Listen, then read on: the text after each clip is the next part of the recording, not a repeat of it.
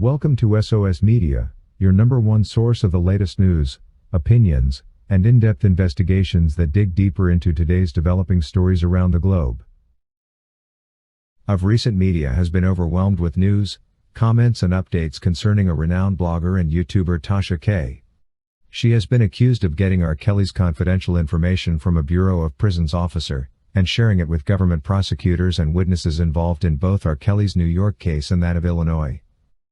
Tasha K is up in arms with anyone who asks her or questions her involvement in the saga. Let's share a few broad aspects and opinions that probably can throw some light about what could be happening as we try to unruffle the mystery of this BOP officer and her possible ties with Tasha K.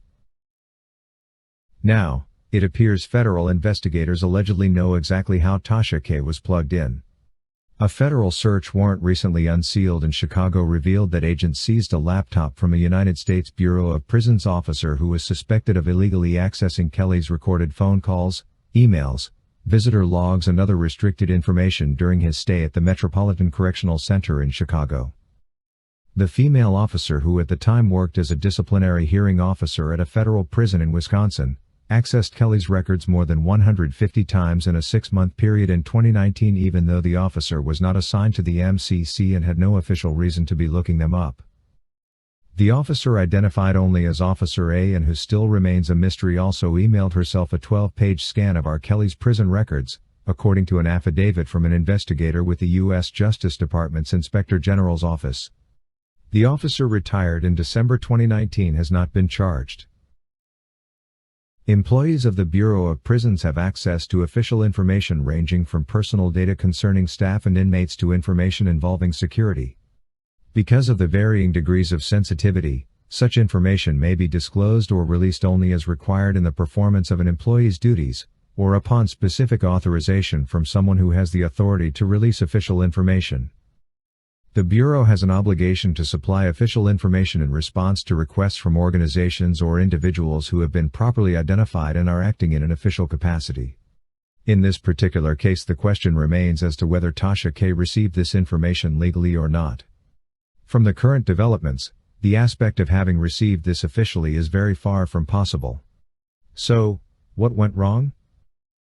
According to the warrant, the warden of Chicago's Metropolitan Correctional Center first reported to Bureau of Prisons Internal Affairs on November 22, 2019, that Tasha K had revealed sensitive law enforcement information regarding the celebrity identified as Kelly, including information that would have been known to BOP employees, who had monitored inmate A's telephone calls or accessed the recordings of those calls. According to the BOP, employees may not use or release for use any official information for private purposes unless that information is available to the general public. The rules further state that employees may not remove information from files or make copies of records or documents, except in accordance with established procedures or upon proper authorization, and must guard against providing or disclosing official information to persons without a valid need to know. In this aspect, the BOP Officer A breached all these laws when she went ahead to provide Tasha K with R. Kelly's confidential information. Now, Bureau employees acting in their official capacities must avoid situations that affect or appear to affect their private interests, whether financial or non-financial. An employee may not engage in outside activities that conflict with his or her official duties. It is also very possible that this particular BOP Officer A was not breaching these available laws for the first time. She could have been indulged in such activities for financial gains for quite some time before she was caught. There is also a big probability that Tasha K could have paid some good sums of money in exchange for the information. Let's take an assumption that Tasha K is an informant for the feds and try to imagine what that scenario looked like. According to the FBI Human Source Policy Guide, informants can make a lot of money working for the Bureau. A special agent in charge has the authority to pay each of his office's informants up to $100,000 per fiscal year. However, informants may earn substantially more than as long as each additional $100,000 is approved by successively higher levels within the Bureau. With Deputy Director approval, an informant may earn more than $500,000 per year. In addition to compensation, an informant may be eligible for 25% of the net value of any property forfeited as a result of the investigation, up to $500,000 per asset, according to the guide. Sincerely speaking, Such lucrative earnings would be a blessing to Tasha K. Who would not want to make such big amounts of money anyway? The problem came in after getting known and finding out the details of how the BOP officer broke the law. I still believe that even if Tasha is an informant, she didn't use the legal ways to get access to the information she badly needed. The FBI policy guide also allows for plenty of jiggle room and expense reimbursements, thus creating opportunities for agents to disguise service payments as reimbursements. The guide permits informants to be reimbursed for, among other things, housing costs, vehicles and transportation, meals, equipment and even medical bills. According to J. Cruz Jr., large payments are a way for FBI agents to control informants, many of whom are criminals themselves who might otherwise readily break an agreement. They justify payments to informants by saying it's for the greater need for getting inside information, Cruz said. It's weird though to note how Tasha K. couldn't hid her excitement. "I got some explosive information," she said after taking a sip of white wine from a large goblet. So Robert called Joycelyn and she was crying hysterically.